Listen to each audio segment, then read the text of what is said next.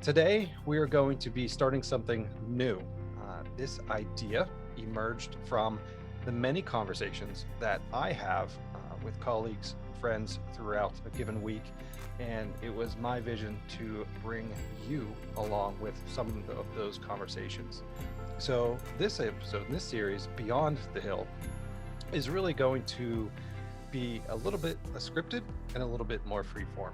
And I have the honor today to begin our conversations with Dr. Mitchel Nickols. Dr. Nickols, it's a pleasure to have you here today. Yes, sir. It's also a pleasure. Well, thank you. So, for those of you who have not yet had the opportunity to meet Dr. Nickols, he is a dynamic keynote speaker, conference speaker, and consultant, and he brings unique communication skills to inspire, to inform, and motivate. He often speaks to diverse populations, has mentored more than 400 professionals, from both the public and private organizations, and has led more than a 20 plus year of experience as a graduate and undergraduate school professor. Dr. Nickols has also worked for years with school administrators, students in all grade levels, community-based organizations, and parents, all aimed to help students succeed. And he is also the president of a Nicholsworth Consulting and Coaching LLC. Dr. Nickols has earned several degrees, including a PhD from the University of Pittsburgh. And he brings not only a wealth of knowledge and experience to the nonprofit and for profit sectors, but he brings a wealth of experience, insight, and wisdom to the many conversations that we share as well. And I hope today you get to experience, even if it's just a little bit, of his wisdom and insight. So, how did I do, Dr. Nickols? Did I get Oh, you everything? did just well. I couldn't have written it better myself. Well, that's good to hear. Wonderful. So, you and I think over the last few months, we've been having this conversation that is centered around this idea of courage, right, as it relates to leadership and stepping forward, especially during periods of uncertainty or constant change.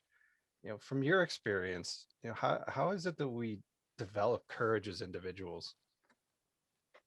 Well, courage is something that I don't think is innate. It is not something that one automatically gets. Typically, from my perspective, courage is something that emerges for some people when they're facing certain things. So some of that has to do with background. Some of that has to do with some of the successes that the person may have had in various types of experiences over a period of time. So, do you need to have those experiences first? Or do you think you can find examples of kind of courageous individuals, whatever that example might be, and almost emulate that behavior, perhaps? I think you can try to do that, but it's almost like shadowing the person. It's almost like a shell without having the content. Typically for me, I tend to think that courage is something that is authentic. It is something that whether there have been a lot of small experiences that a person has had or some larger ones, you gain from that. Let me give you something that you and I both are dads. We're parents.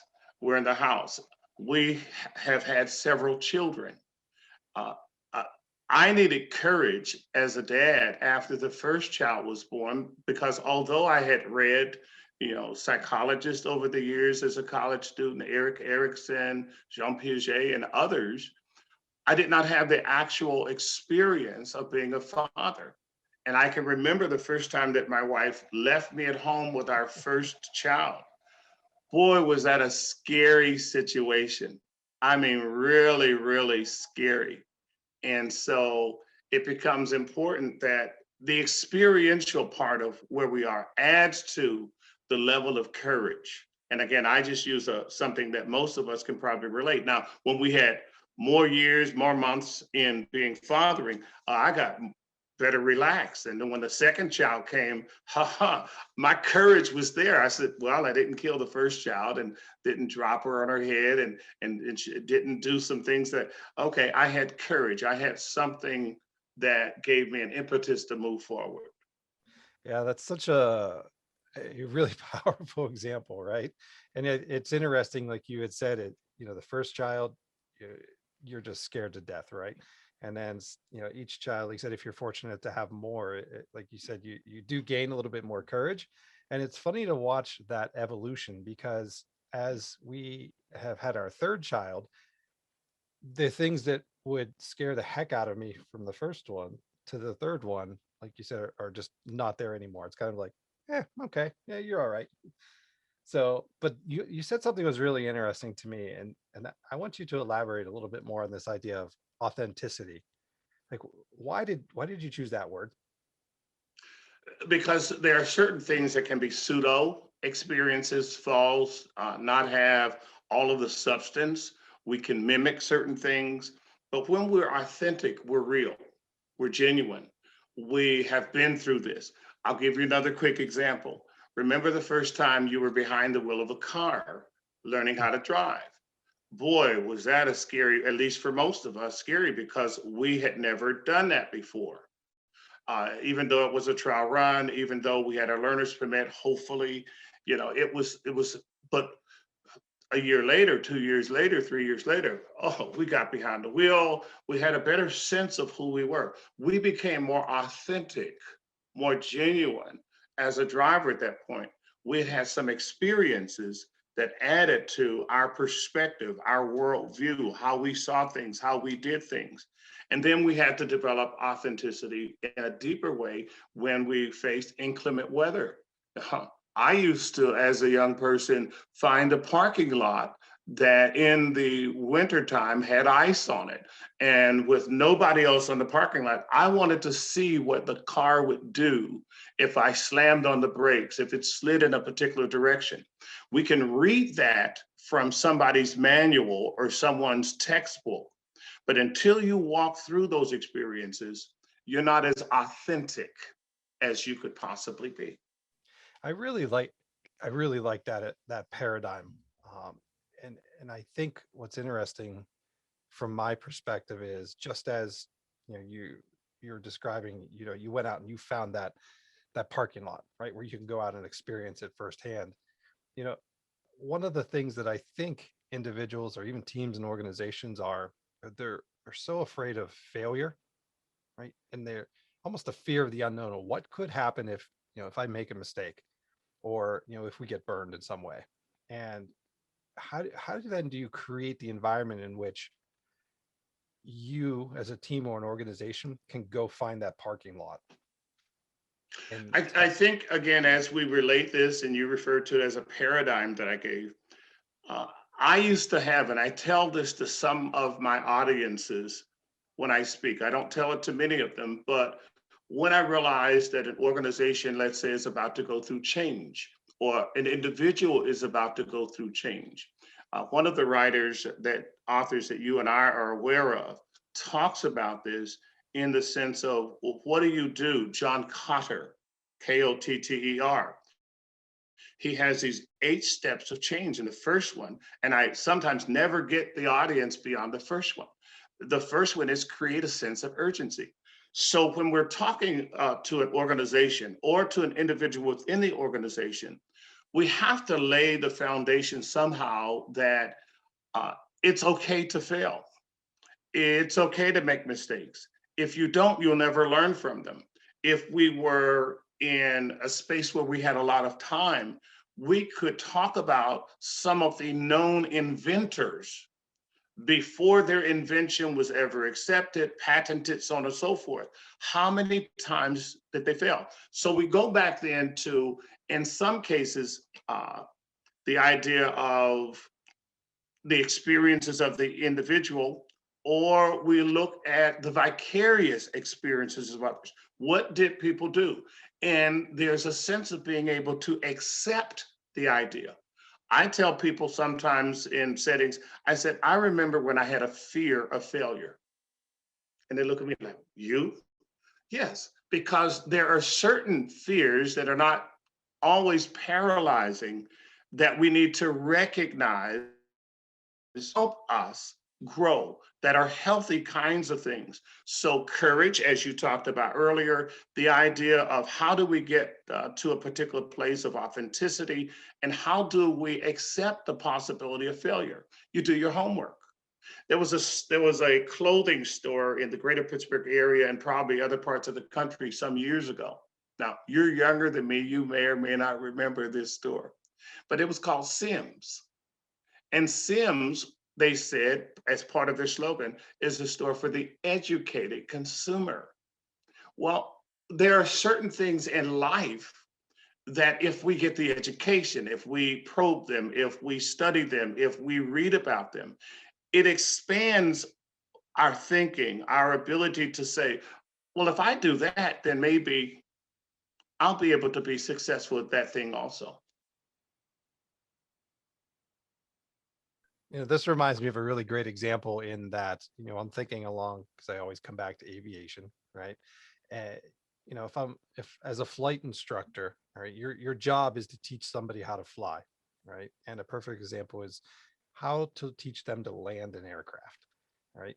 If that flight instructor is constantly on the controls, right, that student is never going to land the aircraft on its own, right? Because they're always going to have that fail safe there.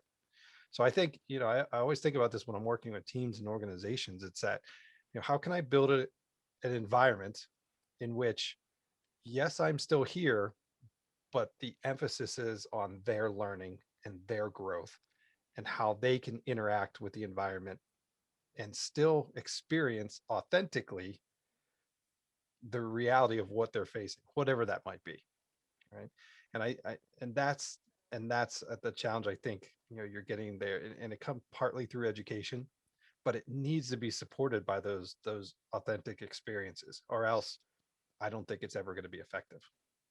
The truth of the matter again is this: once I realized failure is not failure unless you don't get up from that experience and begin to explore other possibilities.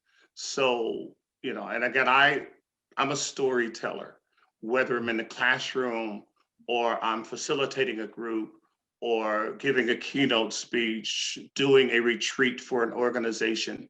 I weave those stories in there because those stories are relatable things people can identify. Failure is one of those things, whether people admit it or not, they can all identify with failure at something or other. So which story of yours most exemplifies your resiliency? Good question. And I tell this in the class. Well, there can be a number of them. Again, I'm a storyteller. But I remember one time as an undergraduate student, and it's hard for, I guess, some of the colleagues of ours to embrace what I'm about to say. But I remember a time as an undergraduate student when I realized I really couldn't write the way I needed to be able to write. And one of my uncles was an English teacher, school administrator, multiple hit songwriter. I believe you met him at some point. And I took a paper to him one time, and when he got finished with that paper, he asked me a few questions when I visited him. He lived at that time about 45 minutes from my undergraduate college. And I took the paper to him, and when my uncle finished that paper and I began to reflect upon it the next morning, I felt about this big. And I said to myself, I know my uncle didn't mean to hurt me because I thought there was more red on that paper than there was black. And I uttered some things to God, realizing, okay, if I'm going to succeed beyond where I am, I need to get help. Sometimes people don't ask for help.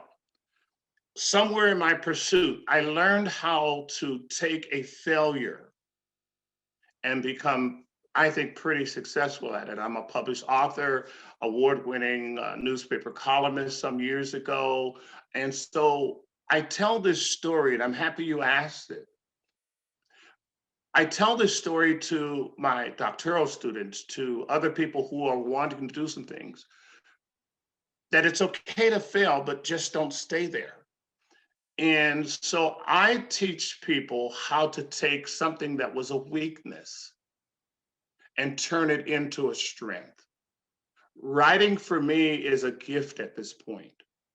I tell folks I can wake up out of a dead sleep at 3 in the morning and go write without having, you know, a struggle with trying to come up with something. So I've been able to turn that. So that's one of my key stories about failure no longer being failure. I can write. I'm very comfortable about writing. I help people formulate their sentences, do things with their paragraphs, do things with their documents. And I can find those things that are not the place that they need to be because they become rather salient. They leap off the page to me. So that failure has now become a great success for me. So, and correct me if I'm wrong, but what I'm sensing, and and I think we've talked about this before, it's a locus of control.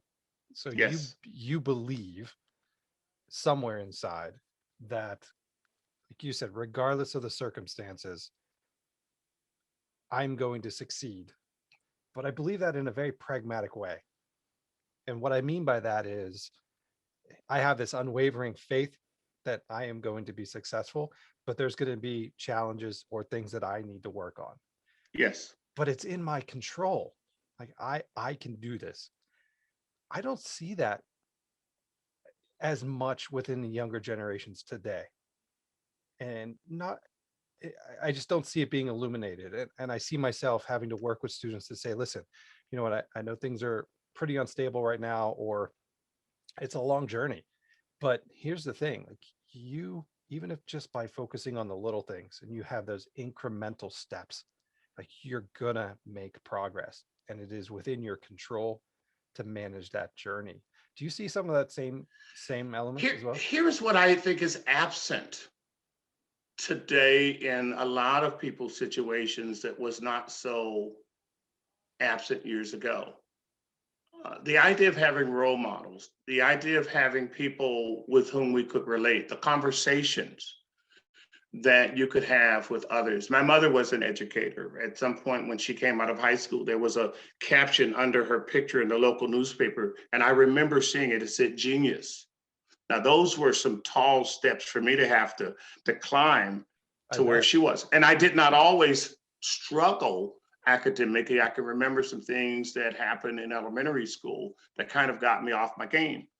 But some young people today don't have the interactions, the conversations with people who have been there, who have had certain experiences, who can tell you. With my struggle to write years ago, one of the conclusions that I came into from within was if somebody else could do it, then I need to figure out how to do this. So I saw then if others can succeed in that particular area of writing, I needed to believe from what you're saying, it's doable for number one. And then number two, how do I accomplish this? How do I make this happen? We talk the same thing when we talk about, again, corporation. If a company, one of the things that I'm aware, if I'm allowed to say it, that I picked up on in one of our conversations at the university over the past few years, is that there is a program that you were running prior to COVID with students learning about the Disney model so that they could see companies that somehow worked through whatever they needed to work through, and they were able to be successful companies.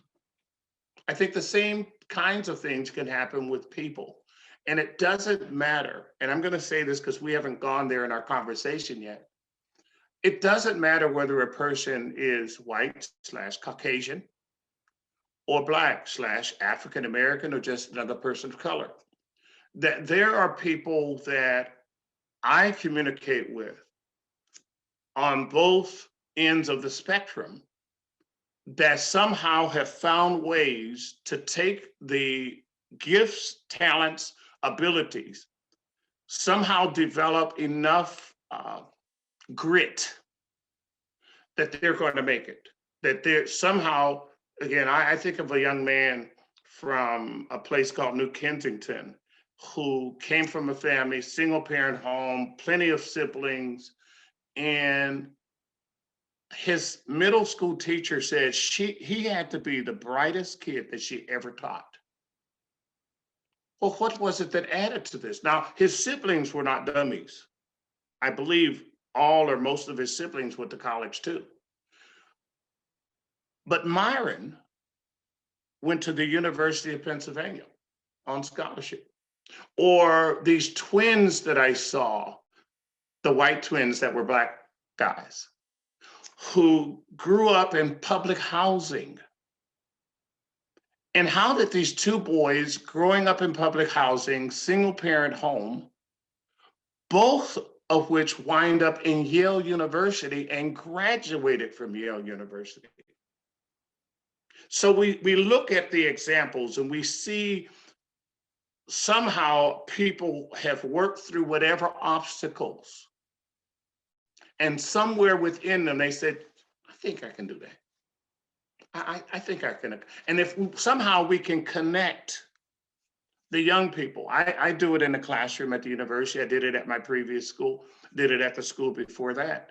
Somehow at least create this environment or a culture within our classrooms where people can realize that all things are possible. Now, that sounds biblical, but all things are possible.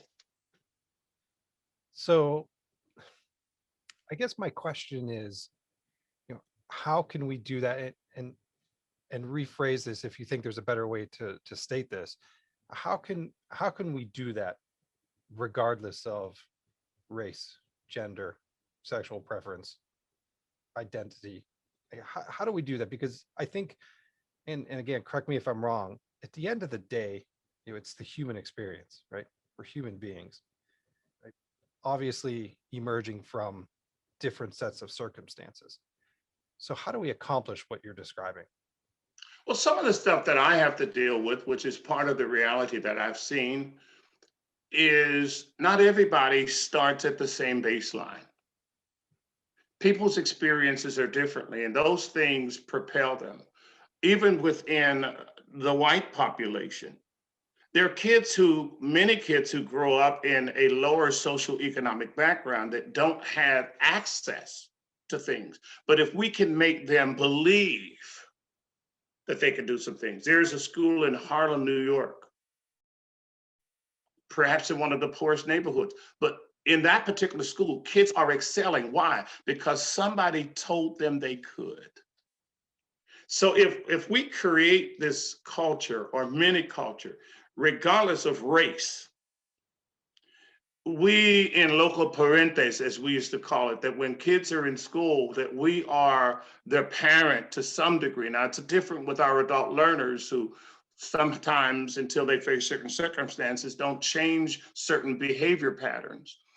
But if we can somehow inspire them, and the stories don't always have to be our stories, if we can point them to people who look like them, that overcame things, that were able to succeed, they'll be able to do that. So I think, and it's another thing that we've talked about before, is the idea of these courageous conversations that need to happen for us to get there, right? So just starting at the beginning in terms of just your ability to have these difficult conversations so that people can begin to understand some of these ideas. Like how do you approach that subject with folks that you're working with? Well, I do it as a consultant. Sure. My expertise is in the area of leadership, and I'm invited to the table, sometimes to all white organizations, or if there's been an issue that has emerged. These difficult conversations are courageous conversations. There is a lady by the name of Susan Scott who some years ago now wrote a book called Fierce Conversations. They're uncomfortable conversations. they somehow impede our normal safe zones, if we can call that.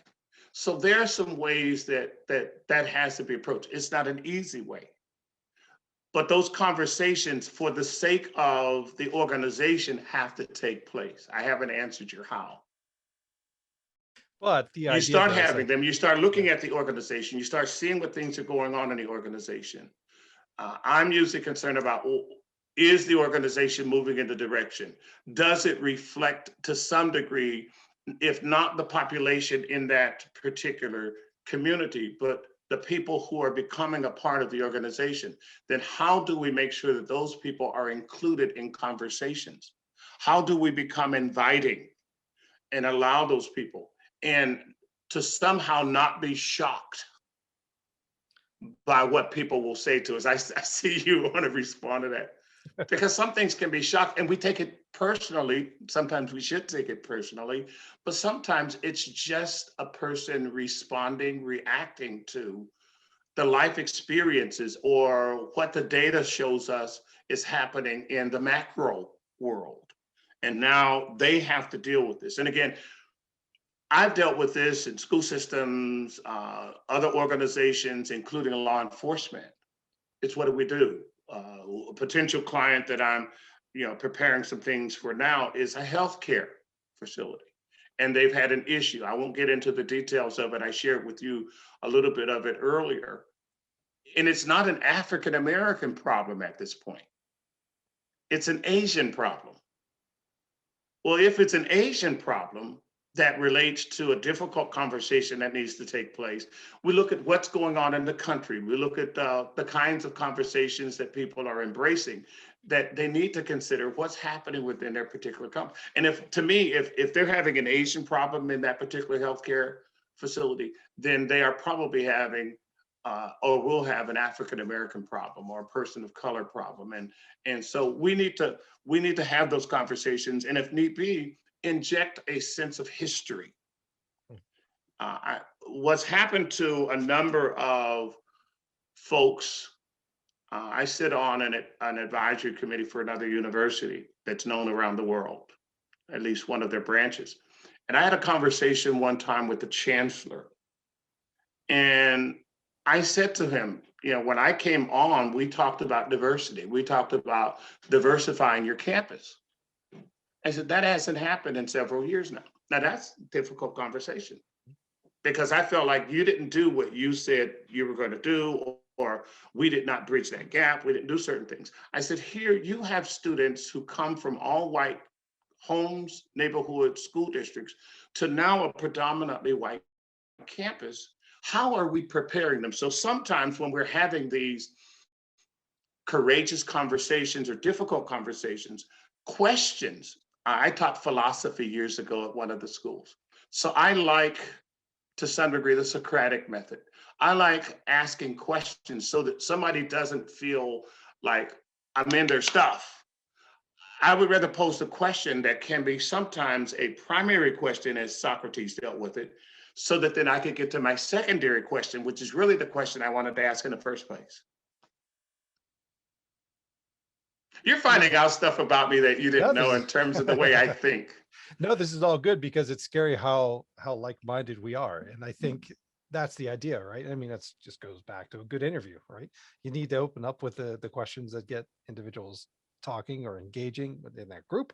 And then, the secondary question is always going to be where the real data is, right? I mean, it's just pure qualitative research right there. But I think you're right. And it's done tactfully, and I think if after you kind of work your way through some of these experiences, whether it's a consultant or with a team or in a leadership role, you begin to get a sense of how you should approach some of these conversations. And the author Susan Scott, I believe, was the Fierce Conversations book, which is fantastic. I make that a reading in one of my communications classes as well.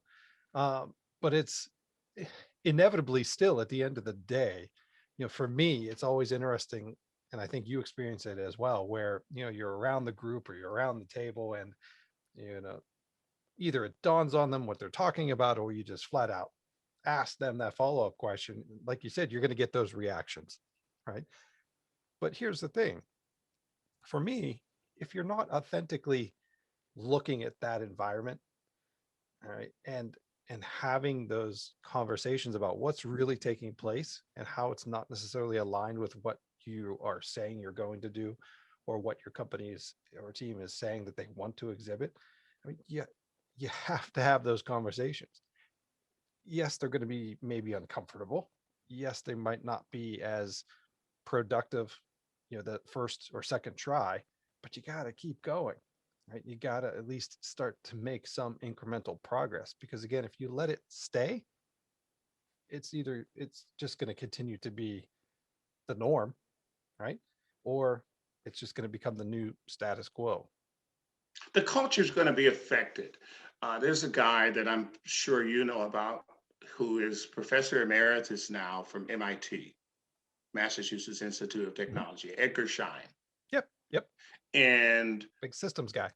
big systems guy. And one of the things Edgar talked about some 20 years ago now are the three elements of culture. Mhm. In those three elements of culture, he talked about artifacts, he talked about underlying basic assumptions, he talked about espoused values. That when we're having these courageous conversations, there's a reason why they're necessary, because what are we seeing and hearing that tells us we need to address this? We cannot, like they used to say, the three blind mice, we cannot cover our eyes, because in this particular environment now, whether it's a university, nonprofit corporation, school district, corporate structure, there are consequences, there are penalties. Look at the whole sports world at this point. People who say some things through implicit bias. And everybody has biases, but they say some things, and it may have been almost tolerated and accepted years ago. But today we're in a highly litigious society, and people are offended, say, oh, they need to get some tough skin. Well, if that were you, would you be the one wanting to put on some tougher skin? Instead of realizing how important it is for us to develop a culture based upon examining our beliefs that have given us the artifacts that we have, and then re-examining the kinds of values that should be in the organization that don't get there unless we personally have these same values. You and I can talk family, because everything I've gotten from you is you love those three kids. And there are things that you do to show them how much you care. I've done that with my kids, showing things from time to time to my grandchildren. So if we believe a thing, it is going to show its way to the surface.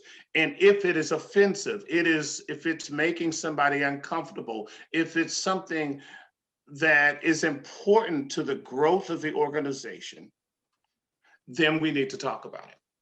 So what you just said there is interesting to me. So if we believe a thing, it's going to rise to the surface. It will. Yes, sir. 100% agree.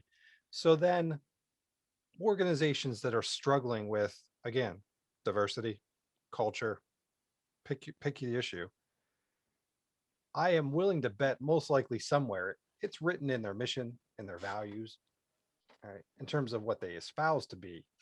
But if it's not rising to the surface, is it a people problem, or is it a team problem or organization Well, problem? it obviously is a people problem, but from the work that I do with organizations, I want to go back and see that mission statement. I want to examine that vision statement, because it may have been that when it was initially crafted, it was done with the consideration of the people who were in the room, who were within the organization.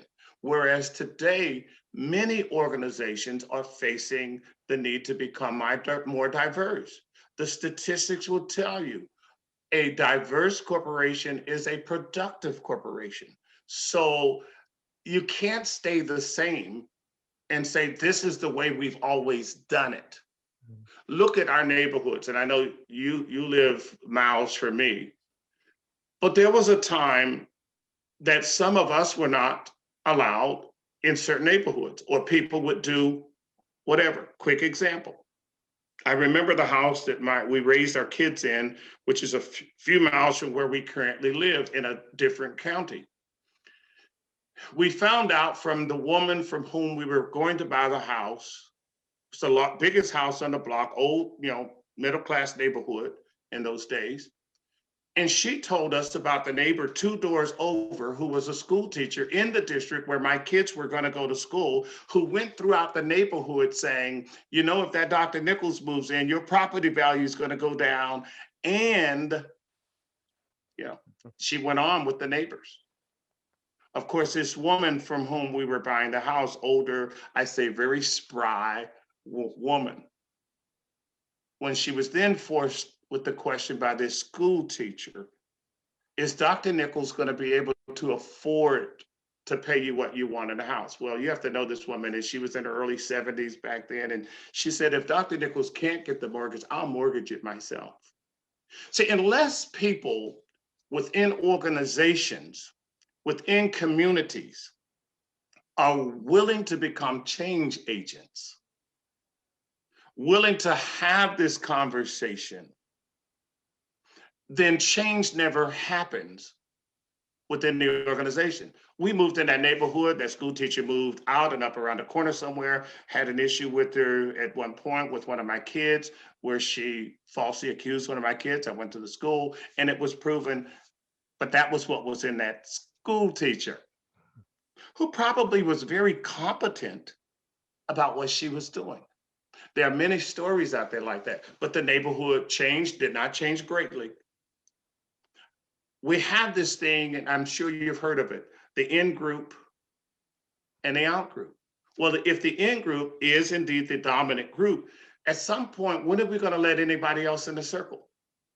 Mm-hmm. When my parents moved while my brother and I were in college, moved to a different section of our hometown, which is another county in Western Pennsylvania. One street over was a basketball court by an elementary school building.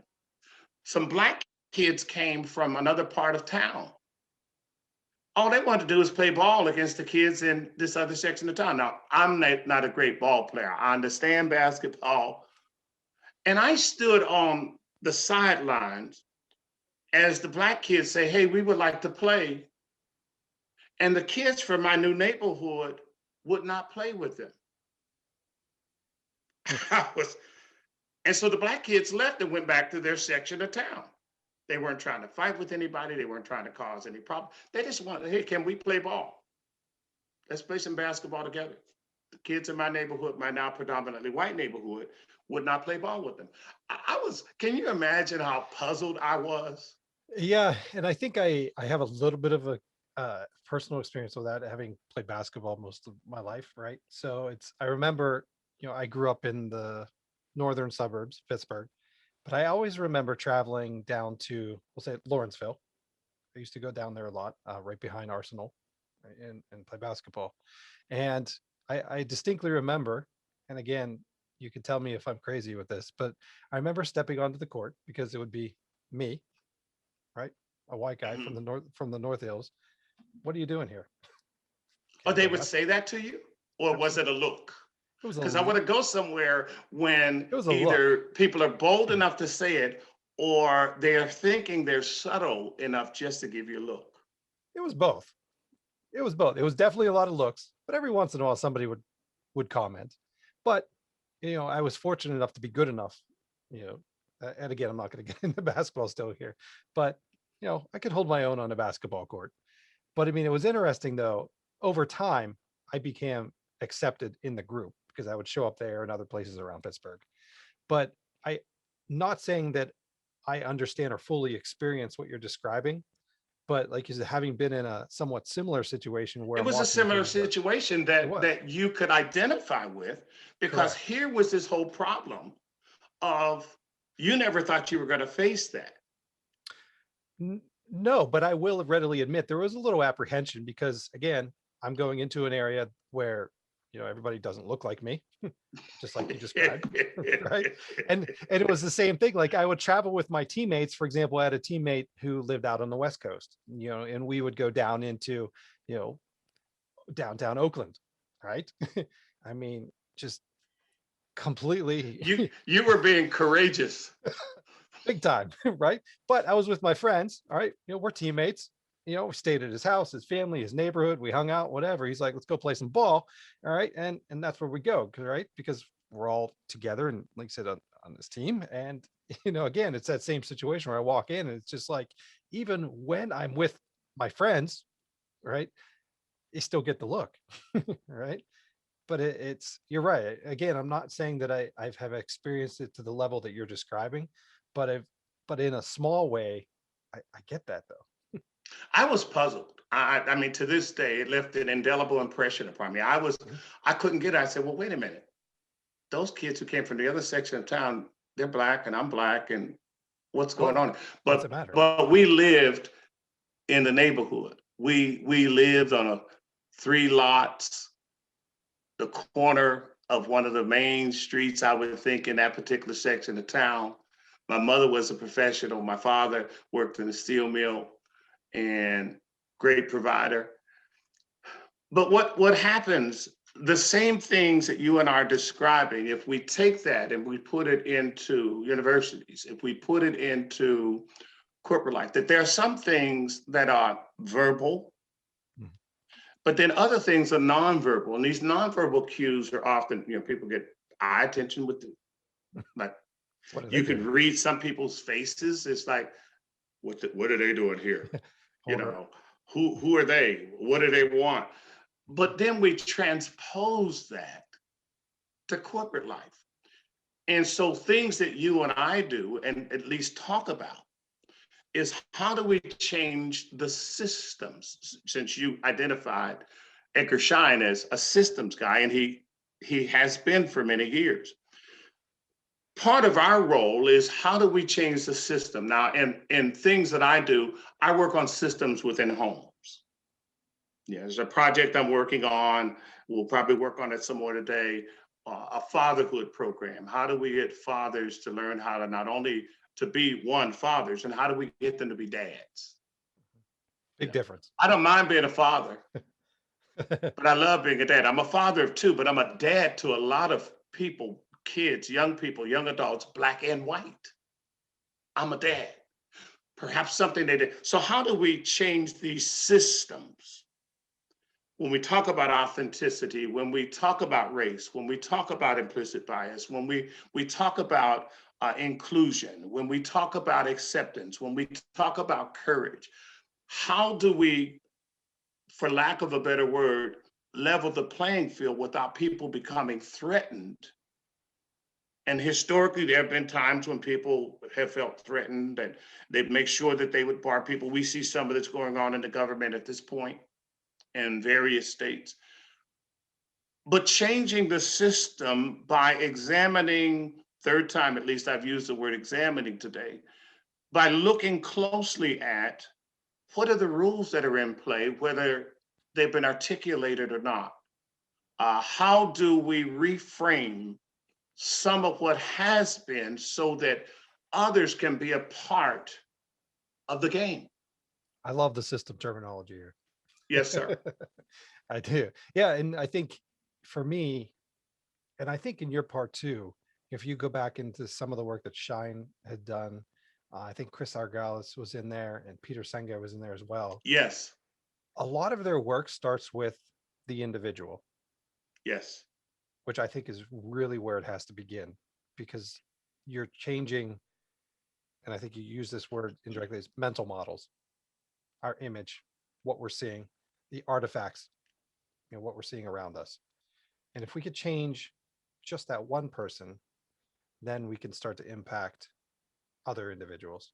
Well, some of that goes back to also, I thought about Peter Northouse when you were talking Mhm. about these other folks, Yep. but a lot of credit has been given for who may have originated this whole idea of emotional intelligence.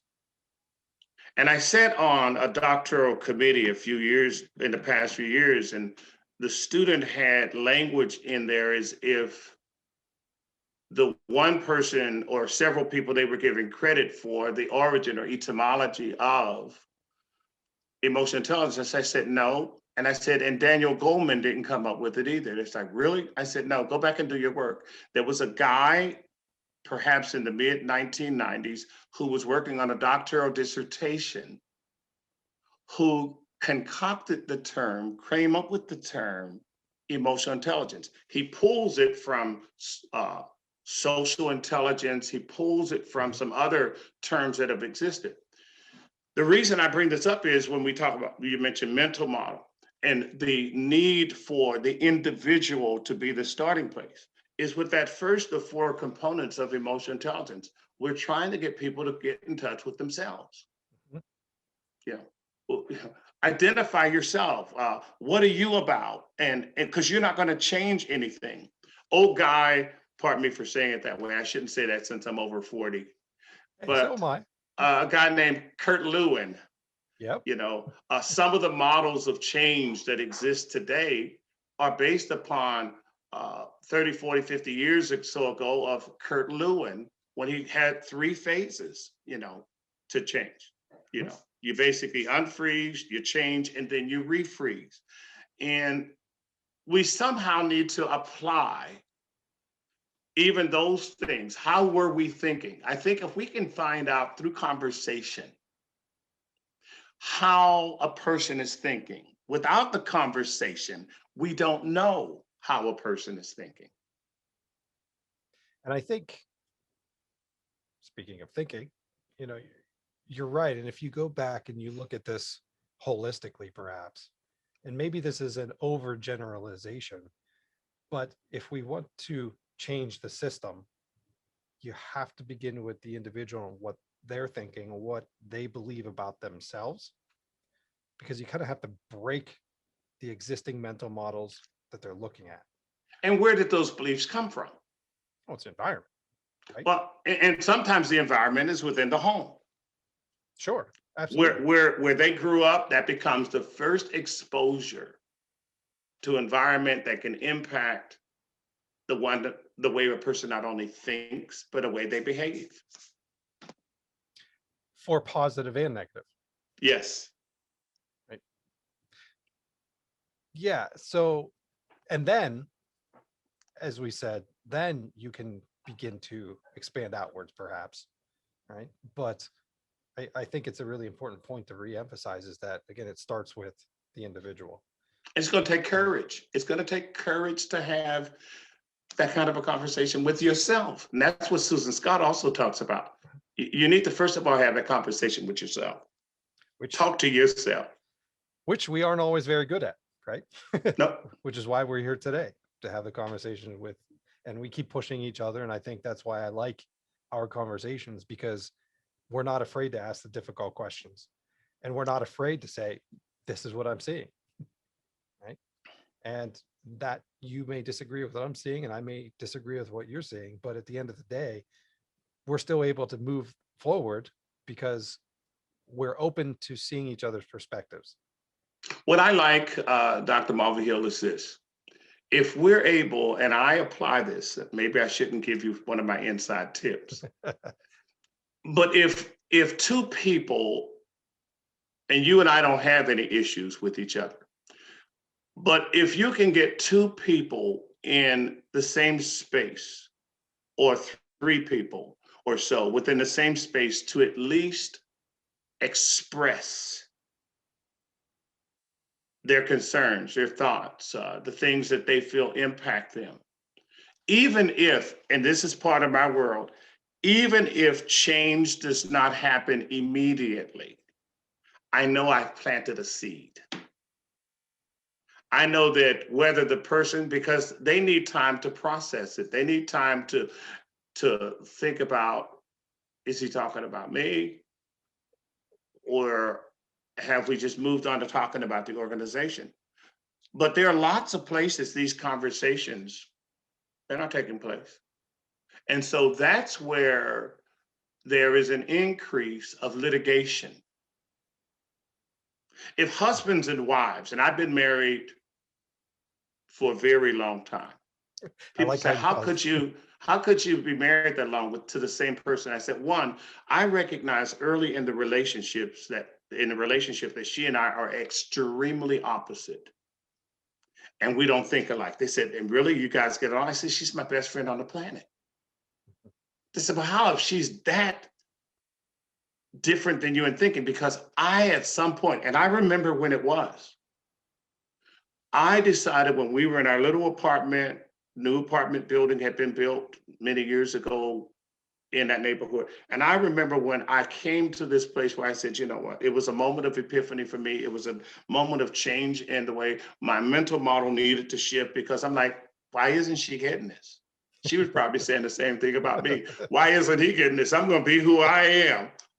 But once we learn a word that I'm not so sure we said today, lest we come to a place of acceptance. This is who this person is, and we can try to penetrate where it is, but for the sake of the organization, people are going to need to be able to do a paradigm shift.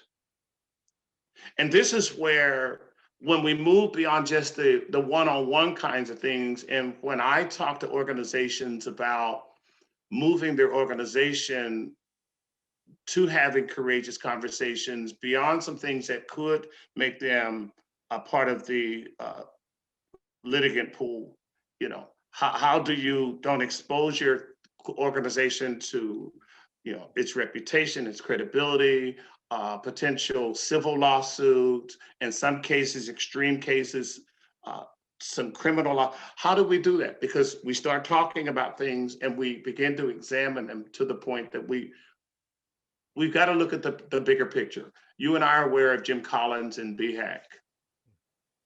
Big Harry, Yep. audacious goals. Yep. And so if we're stuck here in a microcosm, we need to somehow have conversation about the bigger picture.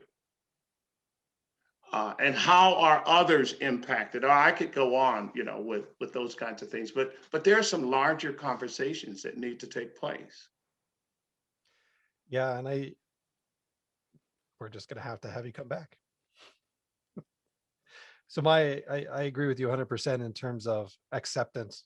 That's a great word. I would also add appreciation. Appreciate the diverse opinion, perspective, and the fact that like your wife, my wife is, again, very different than what I am in terms of, just the way we read and look at the world and observe and just do, right. Um, but like you said, my epiphany was, holy cow, I've met my match, right. Well, I don't think I said it that way. I just knew that she didn't think the way that I thought. Which But is how good. we've made a wonderful world with, we think we have wonderful kids, not perfect, but boy, we have good, respectful, loving adult children. Awesome. And that happens when we're able to pour into them the kinds of, back to the word, values that we've come to appreciate. Her mom and dad were married for 42 years until her father died 1978 on August the 3rd. My mom and dad were married for 42 years until my mother passed away on May 17th, 1989. Her dad on a Tuesday morning, my mother on a Wednesday morning. So we had the opportunity to see the ebbs and flows of relationship.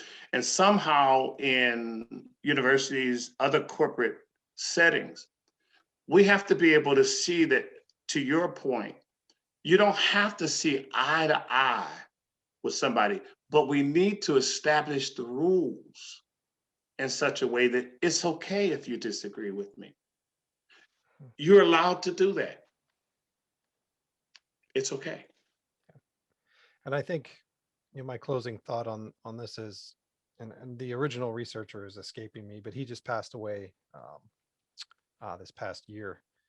But Simon Sinek has recently wrote a book on the idea of finite and infinite games, and I think it's a great example of, so many individuals and leaders and people are really looking at that finite game, right?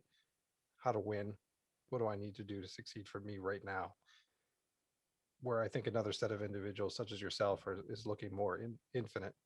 You're looking more long term and seeing the ebbs and the flows. We serve people. Mhm. My kids are the same way. Both have HR backgrounds. One was a banker, other one's an HR executive for a company that's known, I think, around the world.